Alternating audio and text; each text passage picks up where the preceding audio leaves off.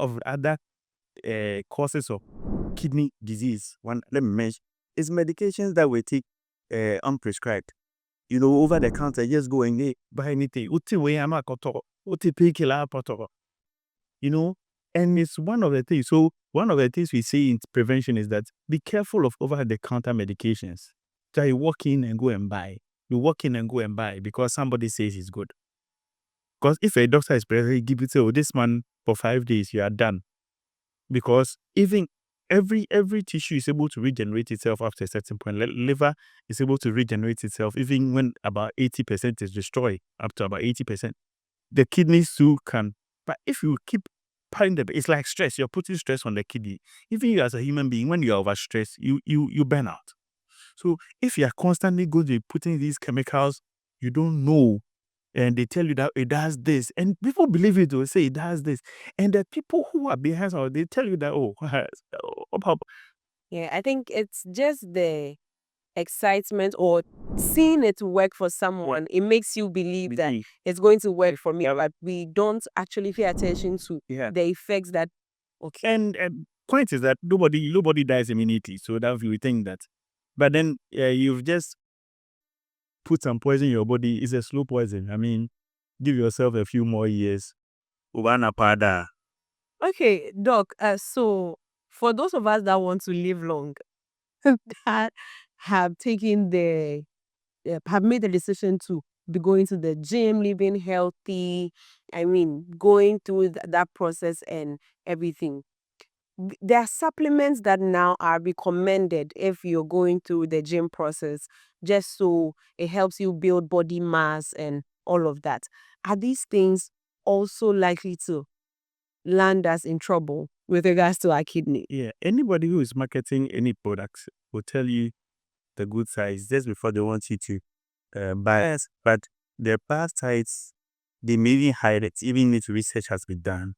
My point is that it's good to go to the gym. I do well to exercise. But I don't take any supplements to that. And right from medical school, I mean, we go to the gym and this guy, he was a bit more of a fleshy guy. And was wondering how I was slim. I was getting all my cuts easily. And he carries bigger weight and he's not cutting. So then the next thing that, let me go and find something to help. Look, you are hiring a lawyer. If you are going to a gym and you are taking this, you are hiring a lawyer. And remember, every lawyer has a fee. He will take a call on you one day. So you go and take all these proteinaceous things so that you can build the muscle. Can't build what you can. I mean, we're going, what the good show the muscles to build. That's something little that you, I mean. But they don't want something little. That's the thing. Yes, we want the six packs, we want the big muscles and all that. How do we get that? That's where you say you want to cheat major.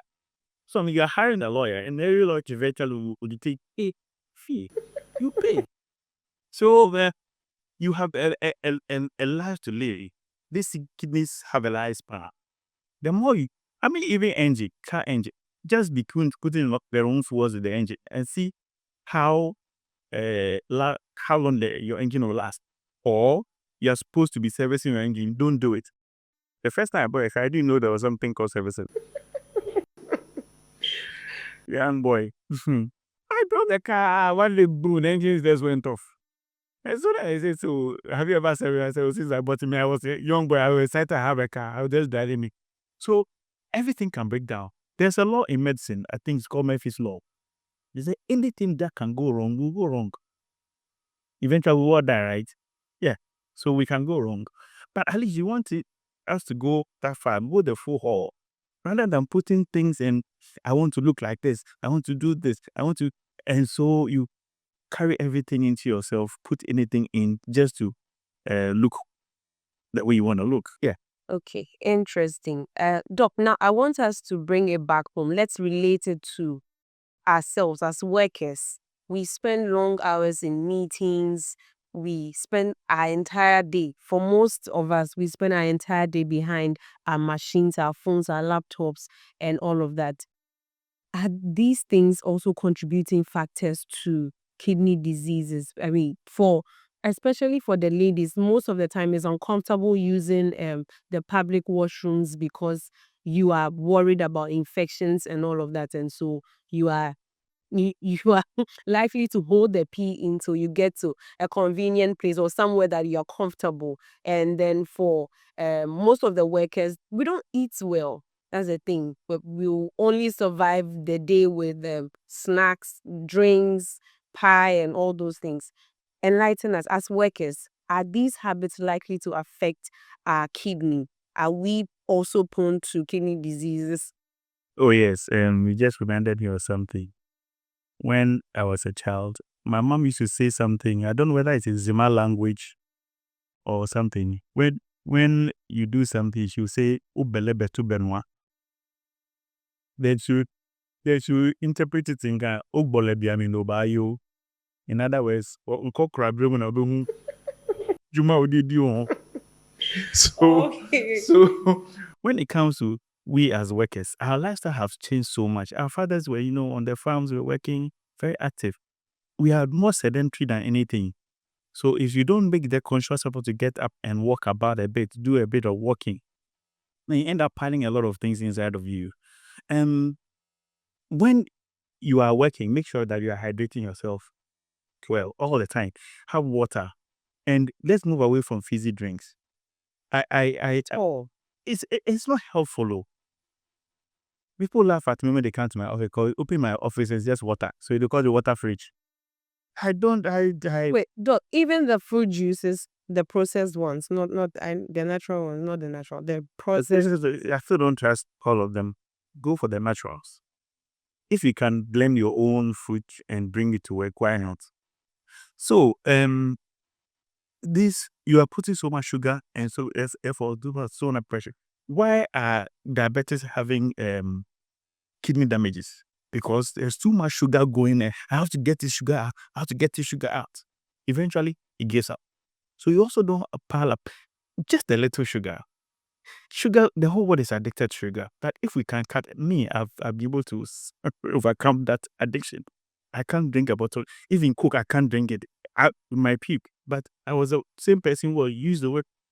Oh yes, I was the same person who used to work for one of them companies, fizzy drinks, every month, 4 crates. And I had to finish it and take it out, and I was single. So I have to drink everything. Then I tell later. Then one day when I checked my labs, I said, hey, Brant here. Yeah, okay. And I was just in my early 30s. So I had the motivation that from 2012, stopped fizzy drinks. Everything is water. And now water tastes real nice to me. Like I can drink water plenty. So have water around you. Drink. You see, when the temptation comes to go for the fizzy drink, take water. Because the fizzy drink make you feel full all of a sudden. And we need to always, you're hungry again. If you're not careful or you feel the hunger, you go back for more. And you end up piling the sugar up. So whichever way, when you're hungry and don't have food to you, when you drink water to you feel full, right? Hmm. Yeah, you feel full. So it can help use water even to help control your weight. So in our lifestyle where we are not doing much activity in terms of as workers, you are sitting, do water. Instead of the drink. Yes, it's of the drinks because with the fizzy drinks, you're adding more sugar to your system, and then you're likely to become obese. Obesity and its complications of hypertension, diabetes, it will all be there.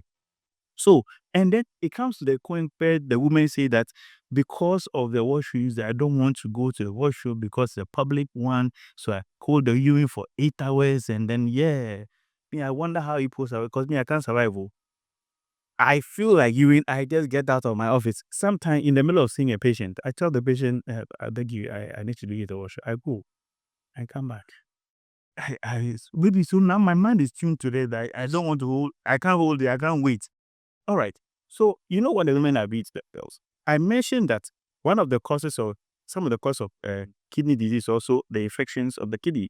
You remember earlier on we said it. Now, the things the urine that is floated into your bladder to be excreted, chances are that there are bacteria in it. So you realize that even when the woman has a UTI or urinary tract infection, you urinate more frequently. One of the reasons why you urinate more frequently is that the body notices there's an infection here. So it's trying to get rid of the infection quickly. And then, because wherever urine is sitting, the longer I sit, the chances that infections will start growing, the bacteria will start growing. So you say you don't want to go to a washroom because other people have used it and you are sitting now. You don't want to go and get the infection there. Like you're sick, They're also increasing. They are also increasing your bladder. So you end up getting infection. The women get a lot of UTIs. And yes, sometimes because of hygiene as well. But even though more men come down with chronic kidney disease than women, it's only because naturally more men are hypertensive than women. Otherwise, if you come to the day piling up urine, like by now, my kidneys are set. Okay. So I think you should look at that and free yourself. And as much as possible, we should also try and keep our washrooms as clean as possible. In corporate places like that, we have workers who are visiting there every now and then, going, such as in the hospital. We say that our cleaners, the water every 30 minutes go around. Every 30 minutes, you have to go around the sanitize because a lot of people come there, people go and take samples. So we need to also make sure that our washrooms are clean. You have detergents or things that will take the place cleaner for our women. Okay, Doc, thank you so much for that. Let's move on to the symptoms. So, assuming I have a kidney disease, what are let's start from the early stages. What are some of the things that I will see in my body? What are some of the changes that should give me the hints that something is wrong in my body? So I need to check. What are some of the symptoms? Interestingly, kidney disease symptoms are not so much of a bona fide symptom of kidney. Like, yeah, this seclude. I mean, exclusively for kidney. So it can really be a headache. And you see, when I start talking like that, people become, once I am in analytical part, like putting fear in people. I don't like putting fear in people. I thought we use that as a tool to make money. The more they make you afraid, the more they collect your money. But what I'm saying is that the symptoms you will have, they just be like any other thing. But that's thing because you have headache. Dr. Boss says headache is kidney disease. But it may be like that. You're having headaches constantly. It's not going every you take some painkillers and it's still there. But once they are persistent and itching, sometimes people can itch. Chronic kidney diseases can make people itch. But it could also be a liver problem. It can, some kind obstructive jaundice can make people itch. So there are maybe different types of causes of body itching. When we start seeing people's feet swelling and say the kidney failure, then that is advanced stages. So that anytime you feel that your feet are swollen, or you press your skin against the bone, your shin bone, and there's a dip in, and you may need to start talking to a doctor. They may do your urine to check if you are leaking too much protein, or check if your kidney function is actually optimum or optimal. During the day, you are always tired. You are always tired during the day. Or even at night, sometimes you don't sleep well. Now, if you are, you see, that's why they are so non-specific. They are so non-specific. Okay, they will seem like natural Yeah. things, but then So something may be yeah. very wrong. Joint pains and stiffness, sometimes confusion, etc. that you may feel. Daytime fatigue because you can't tolerate a little bit of exercise that under normal stress you would have. It means that probably you're becoming anemic. I told you that kidney is involved in topping up your blood at, so you become anemic. But I keep saying that don't look too much for the symptoms. These days you are going towards prevention, because sometimes by the time they start seeing symptoms, the thing has gone to stage 3 already. Okay, so there are stages to Oh yeah. kidney. So it's the from 0 to 4 and 5. Yeah, so the 4 and 5 are the end stage kidney disease. That at that point, your kidneys, what we call the EGFR, or the glomerular filtration rate, is a mouthfeel. Glomerular filtration rate would have decreased so much. Ideally, your kidney should be filtering around above 90 mils per minute. But some people are there, and they get to the point where in the whole minute they can only filter 50 mils of blood. Means that the kidneys are shut down. Now a machine has to do that for you, or you need a kidney transplant. Yes, so I keep saying that we should actually be checking out when we see if even you don't have the symptoms, because some people have stage 1 kidney disease, but everything is fine, no headaches. So because they are natural symptoms, we should do regular checks so that you are abreast with what is happening. If every year you are checking on your kidneys, and the filtration rates once a year, it won't cost you that much. It won't cost you a fortune. Small 100 Ghana, 150 Ghana, you can just check your kidneys, and then the earlier it's seen, the better for you. But if you're waiting to see decrease, in worst cases, your urine output decreases because the kidneys are shutting down. So they get to a point where we call anuria. Initially, we have oliguria. Oliguria means that few. The word oligo is few, like oligospermy, few sperms. So oliguria, urine is small in terms of quantity. Then anuria, totally. So you don't pee at all. You don't pee. So wait, when that happens, it's not that there's a stone is blowing. So he's not producing the urine at all. It means that all the urea creatine, everything is piling up in their blood. So don't wait for these symptoms at all. Yeah, I have a mantra.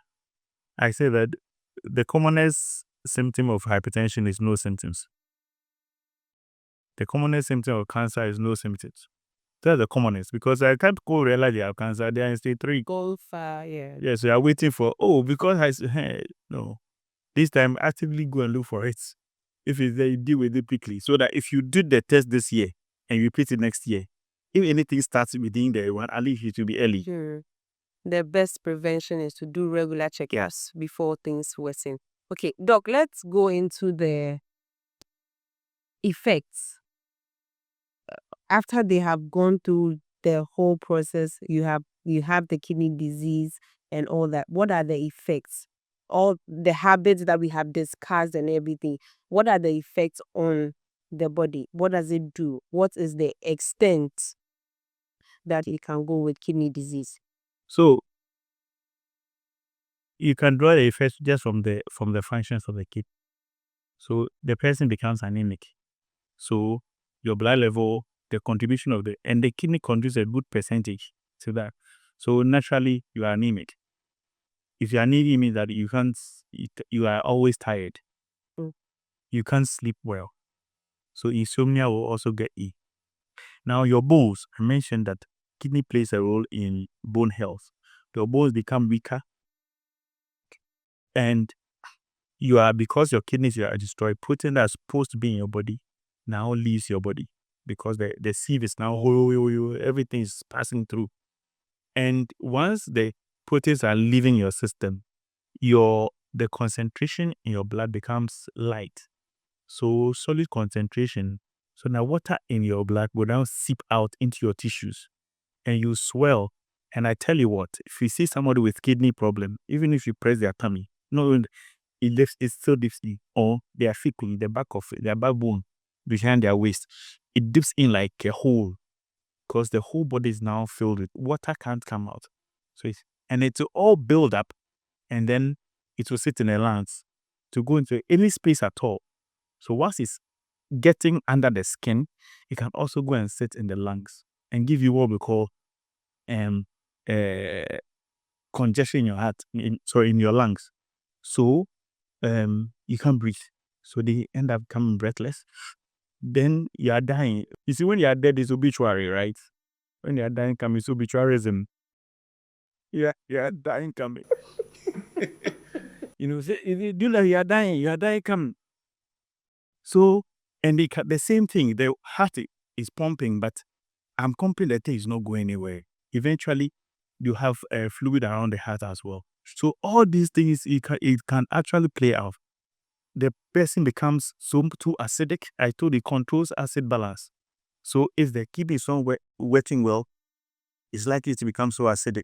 All these ions that are supposed to be balancing out, now you may have too much potassium in your system. So now they'll be giving you food that has low potassium. So at that point, you can't eat the banana you like. You can't do this and that and that. So the effect are myriad. Eventually, even affect the brain, as I said. So, Doc, we've discussed a lot. For those of us who believe that we don't have any kidney diseases or we don't have any issue with our kidney, how do we prevent the case of getting there? How do we prevent or be cautious in our lifestyle? Right, thank you. So like I said, the best solution for the kidney or the best beverage for the kidney is water, because it's a water station where all the bad stuff, it collect it and put them in the water and they squeeze them. So one, prevention is adequate hydration. Drink a lot of water. Don't wait to be thirsty before you drink. I keep saying this thing all the time. Don't wait to be thirsty. You see water, Drink. just drink. Wait, see what I did 300. I just get to my office. I just go to the pick up. I'll be sometimes be consulting, and my consulting is very interesting. I've seen my patient, we'll be talking very nicely. Then I get up, I go to the field, I take water, and I was standing, and I was talking to the station. It has become a lifestyle. So I drink a lot too. So sometimes it's not nice in my car. I drink it. And so you go to my booth, there's a pack of bottled water always everywhere. So whether it's cold or warm, I just drink water. Especially when you know that in your family too, you have high blood pressure issues.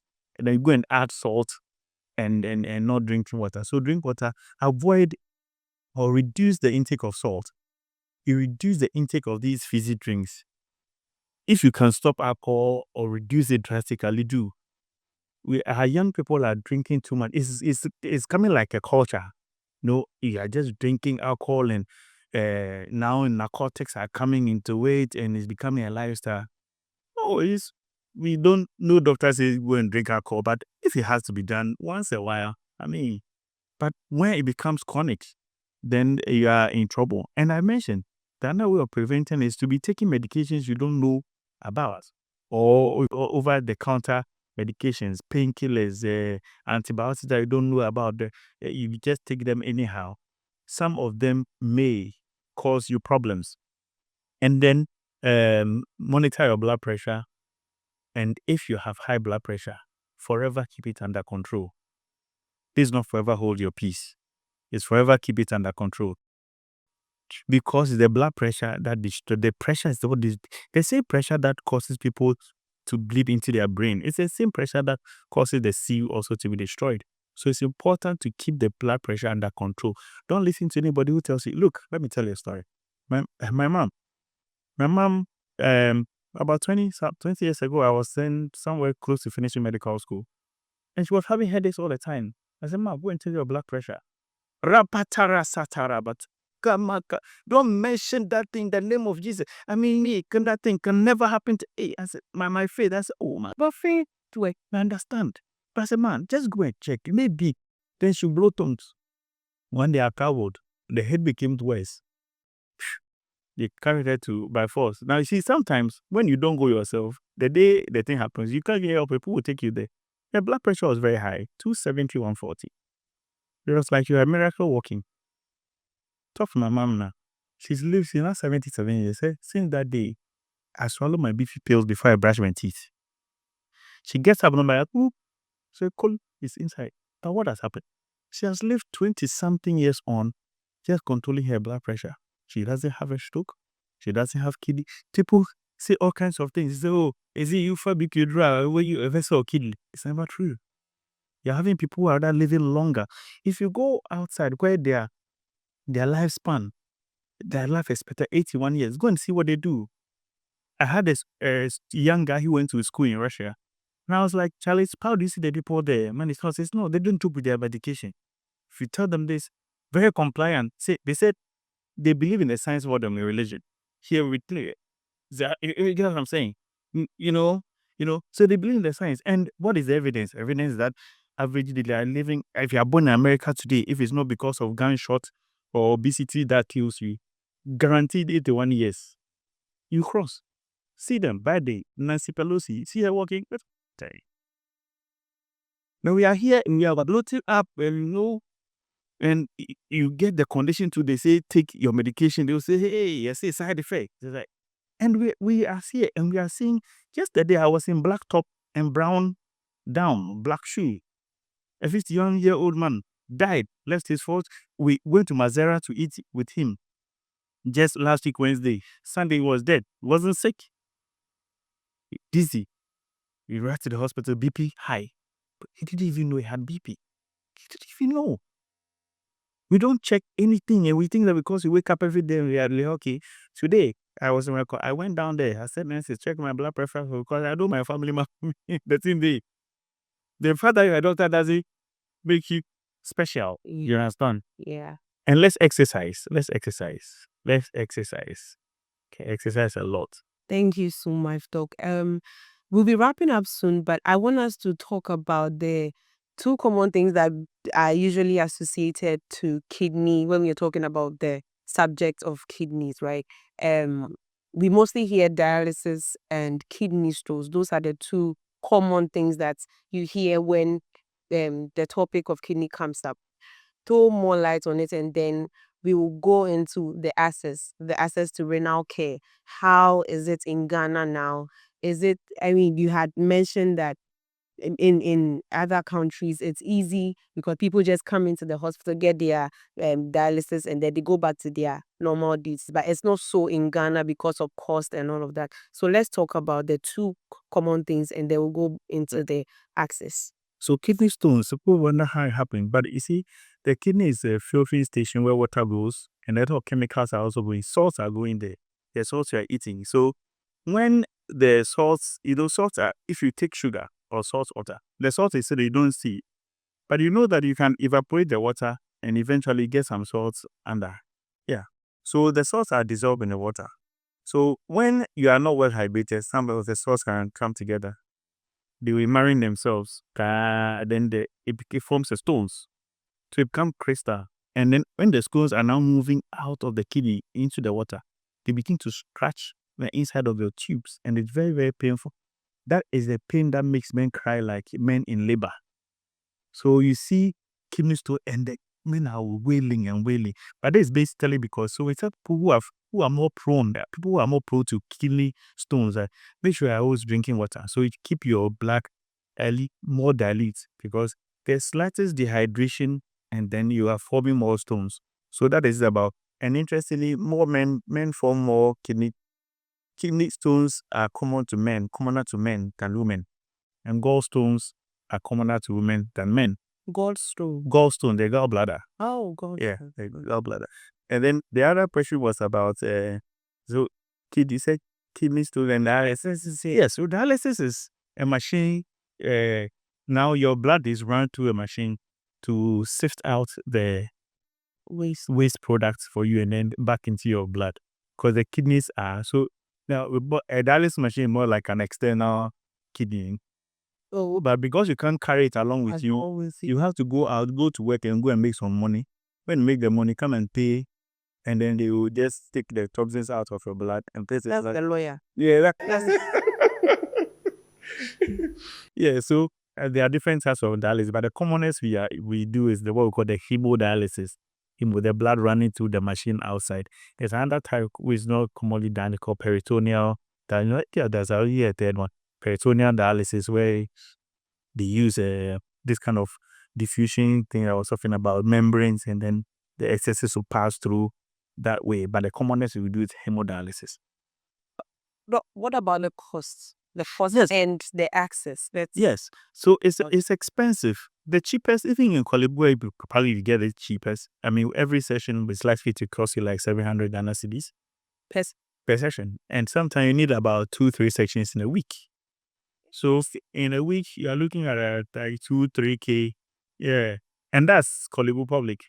Now, a few private ones are coming up, and the cost is between 1,000 to 2,000 per session.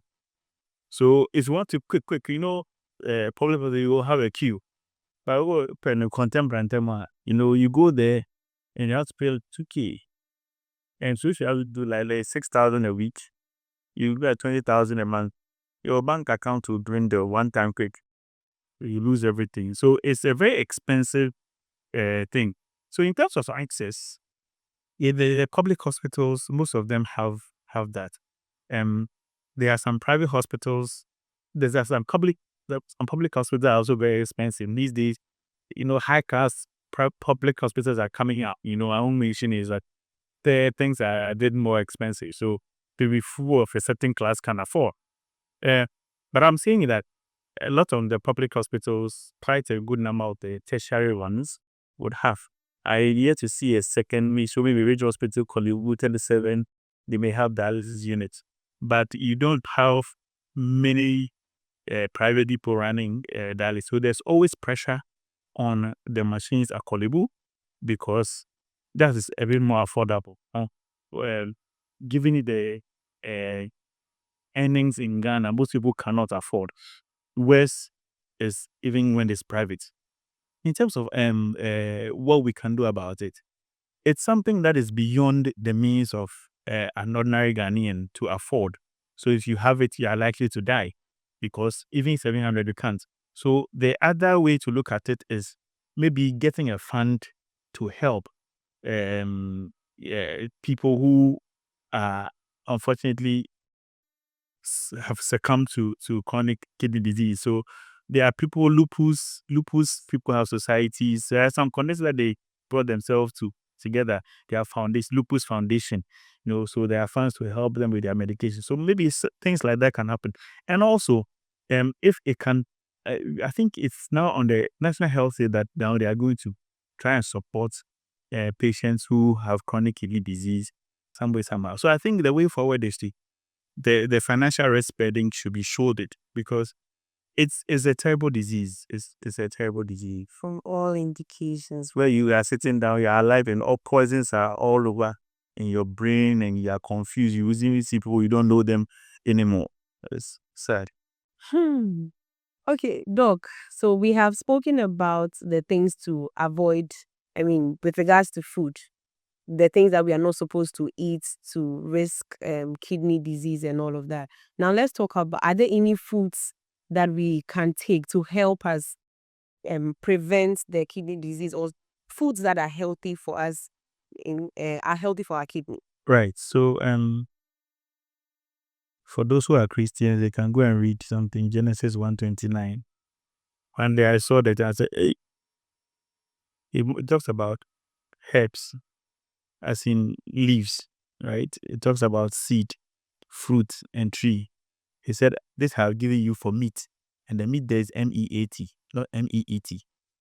So meat in biblical context is actually fruits, seeds, leaves, and trees, basically. So plant-based foods are usually healthier than animal-based foods, and especially the red meat. So if we take fish is very good. It's better than meat by all standards.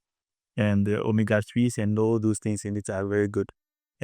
The egg too, let's do the white more than the yellow or the yolk. Cabbages and cucumbers, those things are very green. If you learn to eat them, maybe sometime they are in their natural state. Berries, grapes, cranberry, for example, is very good for our kidneys.